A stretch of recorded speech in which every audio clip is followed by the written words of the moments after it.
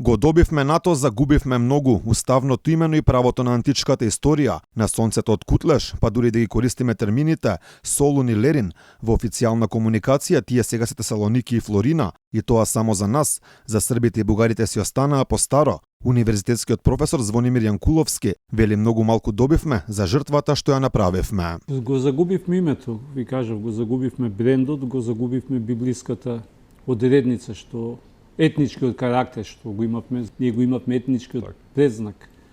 За македонци го изгубивме тоа, што добивме, го добивме НАТО.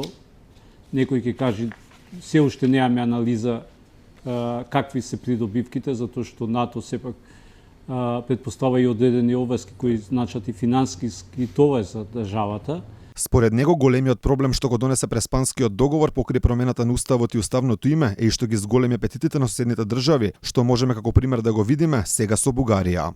Ја отворивме Пандорината кутија во регионот, видовме дека волците што ја обкружуваат Македонија не се баш така во јагнешка кожа, туку си го покажа правото лице во односите со Бугарија и во основа треба да се заокружи процесот. Тоа се и ги изгубивме шактите, мислам, како се вика, го изгубивме знамето кое беше државно, дозволивме под диктат на една држава да го изгубиме знамето, она што беше државен символ во времето на формирањето на државата. Јанкуловски вели проблематично и што Уставниот суд се уште молчи околу оспорениот указ за уставните измени, кој помина без подпис на тогашниот македонски председател Ѓорѓе Иванов. Уставниот суд наместо да се признеси за тоа, Уставниот суд со години го држи прашањето за указот особено. Да, го држи под тепих што се вели, не го отвара.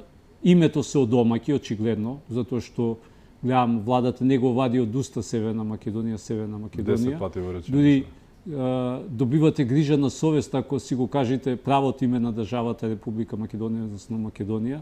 До Уставниот суд претходно беа доставени уште 3 иницијативи. Една од нив беше за начинот на кој беше изгласан договорот од Преспа во собранието, без да биде спочитувана волјата на граѓаните по неуспешниот референдум, каде граѓаните кажаа не со бојкот на истиот.